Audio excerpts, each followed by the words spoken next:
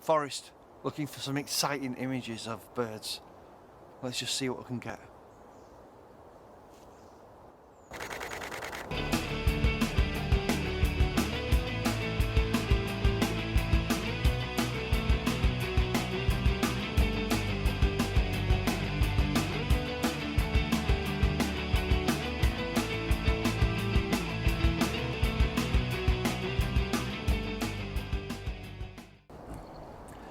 Hi guys, I thought I'd just show you a little bit of a video, nice treat for you guys.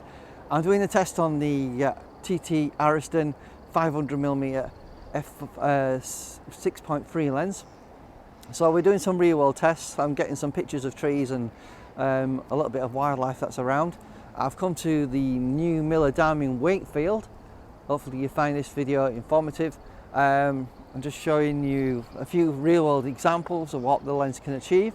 A few video clips. It's been quite a big challenge to try and focus with this particular lens because it's manual focus and it's difficult when things are moving in and out of focus. So for that reason I wouldn't really recommend this lens as a wildlife lens. It's just really difficult and a challenge. If I get my RF 100 to 500 out, it's a breeze. It focuses on anything that's moving. It tracks really well with the R6 that we're using, and I don't have any problems in terms of focusing on anything. So obviously we've come to this lake, this park, just to test the lens out, compare it with the RF 100 to 500. But in general, I would rather use the 100 to 500. It's just so much easier. It's fluid, it's easy. But for the price, you can't beat the Artistan lens. 400 quid, possibly 300 if you can get a good deal. It's a steal at that price. And I think if I was a student many years ago, I would have killed for a lens like this. It's not bad in sharpness. It's not that bad. Considering the price, I think you're getting a bargain. So let me just show you around the park so you get an idea of where we are. So this is the park. I'm just going to do a quick pan so you can get to see what it's like. It's right next to a main road near Hilltop in Wakefield.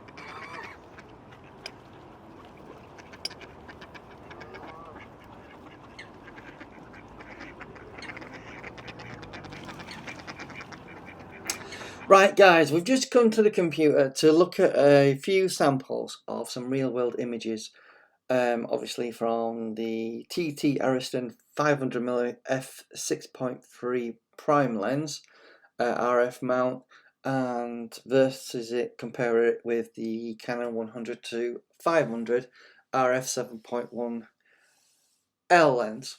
And I thought it'd be interesting to have a look at some comparisons so you guys can actually see the differences. So without further ado, let's just have a look at the examples we've got here, all at ISO 2000 f8, so we get the best results we can from these lenses. So this is the Artistan lens picture of this tree trunk with some moss. Looks nice, good detail, and not bad. One thing I did find is it was incredibly difficult and challenging to get sharp images because it has no image stabilization. So I had to use a tripod and try and keep the images as steady as possible, which was not easy at all. So obviously that's a bit of moss on the tree. Let's have a look at the Canon 100 to 500. Looks good as well. You will notice differences in contrast, but I thought both did produce good results. Although the Canon does tend to have a bit more contrast to it. I do prefer that over the TT lens. So let's move on. So that's the TT lens. Again, another close-up picture of a tree trunk, and you can see the detail there. Doesn't look too bad. Let's have a look at the Canon lens. A bit more contrast, obviously a bit more punchier. It does seem to be a tad bit sharper in areas, in the centre obviously. And it's always possible user error can come into these images, so do take these samples with a pinch of salt, that because it's a manual lens that I'm using on the TT lens, I may have got the focus off a little bit, completely down to user error. It's a manual lens. It's all about how good you can focus with your eye to get these things sharp. So let's have a look at another TT image. We've got a swan here. Very, very challenging to take pictures of anything that moves on a manual focus lens. So this is the best I was able to achieve that day. Looks pretty good actually, not bad at all. It lacks a little bit contrast, but apart from that, not bad. I tried to take a similar image with the Canon lens in the next image, but it's not always that easy because things move. So that's an example of what you can achieve with the 100 to 500. One thing I did certainly notice was tracking. Tracking was invaluable for taking pictures of moving subjects. I have to be absolutely honest there. It's a game changer. And I certainly think I'd rather use the Canon lens on anything that moves. So I just thought I'd just mention that. Let's have a look at the next TT image. Okay, I tried to take a picture of this plaque that was actually on a bench, but it didn't come out that pin sharp. Now it could be user error, or it could be that the lens just wasn't doing a good job of presenting how sharp the actual text is. So let's have a look at the Canon lens. Obviously, you have to remember we have image stabilization in the 100 to 500 RF lens, which will make a difference. And if I go back to the TT lens image, it's possible there's some camera shake there that doesn't quite make it quite as sharp as I would like. The majority of some of these images were around the 100th of a second. Ideally, you want to have at least 500th of a second, but it was dark. It was near the end of the day. So just take these images with a pinch of salt, obviously. So let's go back to the Canon image. Obviously, you can tell it looks a lot nicer and really sharp. So let's have a look at another image of the TT lens. I tried to get a corner of the bench here to show the detail of the wood, and it looks pretty good. Actually, I don't think it's too bad. So let's have a look at the Canon lens, see how that did. Again, very similar. Very hard to tell them apart, if I'm honest with you. If I wasn't checking the file data information, and one thing to note is it doesn't report the aperture on the TT lens. It reports the aperture as 0 because a fully manual lens has no electronic connection. So it's basically a dumb lens. So you've just got to remember to try and figure out which picture was taken from which lens. I basically looked for aperture 0 to differentiate between the two, basically. So obviously that's the TT lens, and that's a Canon lens. Let's just zoom in there a little bit so you guys can see the detail. 100% on the TT lens, and let's have a look at the Canon. 100%. So that's the TT lens, guys. Good detail. I don't think there's any problems that I can see. I also found there was virtually no sort of distortion, like pincushion distortion, and vignetting was very, very well controlled. So I don't think you need to worry there. Both images are decent. I like them. So let's move on. So another image of a log that was in the water. I thought this would be an interesting picture to take of the TT lens. Again, it looks pretty good. I had to adjust the brightness to 66% in this particular image because I want to have it compare with the Canon, because the Canon tends to be a bit more richer in colours and brighter sometimes. So I thought I would up the brightness to 66% to compare it with the Canon image that we've got next. That's the Canon image. Again, it just feels more punchier, a bit more contrast in there. I think you won't be disappointed with either lens really for image quality. So that's the TT lens, that's the Canon lens, both reasonably good once you adjust it. So one more image that I decided to take was of some people that were just looking at the park. Basically, there are some branches in the way, so if you just focus on his head, let's zoom in there. This is the TT lens. It's not super sharp, tack sharp, but it's good enough. Let me know in the comments what you think, guys, but I don't think there's any real problems with this lens. So let's go back to the first image.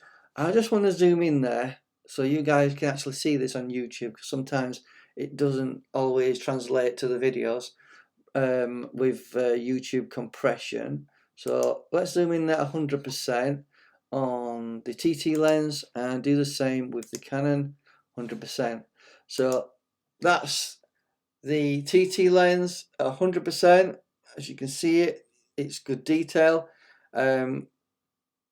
It's not tack sharp, but then you've got to remember it's only a £400 lens, you know, versus a 2,500 zoom lens on the Canon lens. Again, it's not too bad. Just tend to be, it seems to me that the image looks a little bit soft, but because the shutter speed was about 100th of a second, even with image stabilization. So maybe if I upped my shutter speed a little bit more, but I didn't want to raise the ISO above 2000 just for the demonstration of this video. I like to keep the ISO as low as possible. So yeah, it's pretty good anyway. Let's move on, obviously, to something else. I thought it'd be interesting to zoom into the actual wildlife here on the TT lens, so you can see on YouTube. Let's go in there at 200%, guys. That's the detail we're getting out of the Artistan 500mm 6.3 lens. It's not bad. It's not tack sharp, but then again, you're only spending a small amount of money. I think a lot of us, like 20 years ago, would have killed for a lens like this, but there was obviously nothing in the market at that time, unless you're prepared to pay a lot of money. Let's just have a look at the Canon image that we've got here and zoom in there. Let's see if we can zoom in there at 200%. See if we've got some sort of comparison that you can see. So obviously that's the TT lens, and that's the Canon lens. So make your own mind up, guys. Thought I'd show you some real world images so you can see for yourself. Right, guys, thanks for watching. Been interesting testing these two lenses out, but for me, using the Canon 100 to 500 RF lens is just so much fluid and so much easier to use.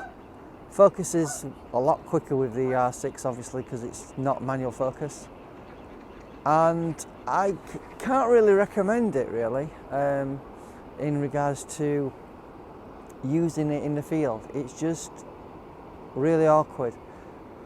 Many years ago, when autofocus wasn't a thing, I could see people buying this lens. It would have been fantastic, and it does a good job for static subjects, but for fast moving subjects I think you're better off using something else.